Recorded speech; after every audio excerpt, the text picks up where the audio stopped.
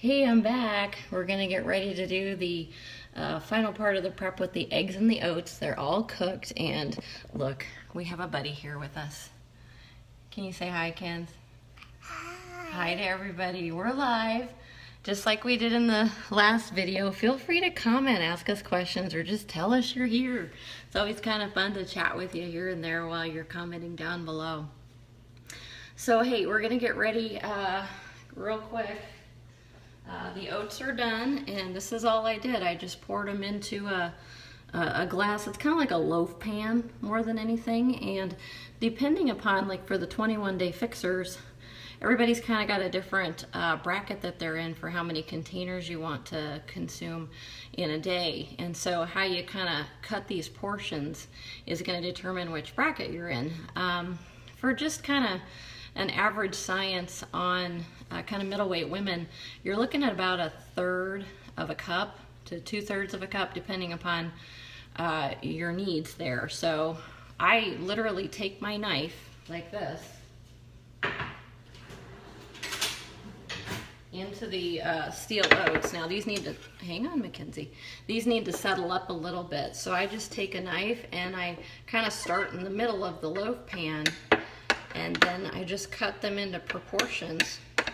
So then once this sets up in the fridge, I just take my slice out every day and I nuke it for about a minute, and it's kind of hard to see. Can you see those cuts? Oop, about spilled it. I nuke this proportion for about 1.5 minutes with maybe 1/3 of a cup of water, and then I put my fixins on. And my favorites are a big sprinkle of cinnamon, half a chopped apple, and a couple teaspoons of ground flaxseed. But man, some of the girls in the groups, they put so many groovy things in their oats, like peaches and blueberries and strawberries, peanut butter. So, you know, make them your own and something you like and enjoy, because they're really good for you. But you know, you got to put what you like in them. And I think one of the girls in here has tried, what was it, chili pepper? And some avocado, which sounds really good. I need to try it sometime. So thanks for the tip, Nikki.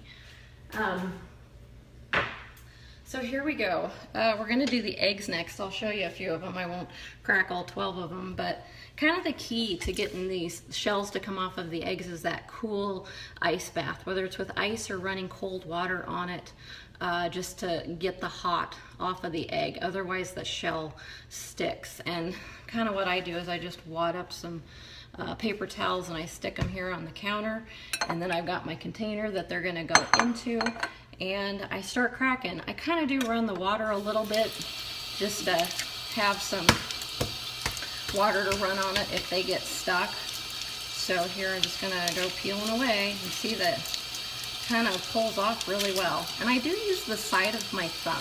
Some people want to use their fingernail, and sometimes that can work against you, but I find just using the side of my thumb works really well. And so they just kind of fall right off if you get that ice bath on them. And it really doesn't matter what way you cook them. Some people like to get a muffin tin and put each egg in the wells and turn on their oven and cook them up for 30 minutes, and that works fine for some people. I just didn't have a ton of luck with it, so I do my old-fashioned method of just sticking up the pot and getting it heated up and put the water in and go. It's the way I've known to do it for years, and it works for me. So yeah, this is it. Just peeling these eggies off and throwing them in the container here and getting them all ready to go. How many eggs do we have, Ken? How many's in there? Can you count the eggs? I know you're cheesing. How many's in there?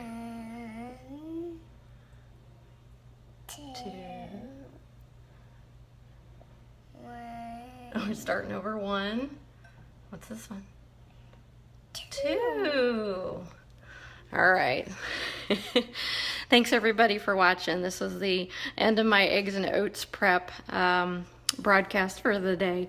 I'm hoping you're doing groovy. I'm having fun, and I've got a toddler up now, so maybe it's time to do some laundry now. Take care. We'll see you in the tube.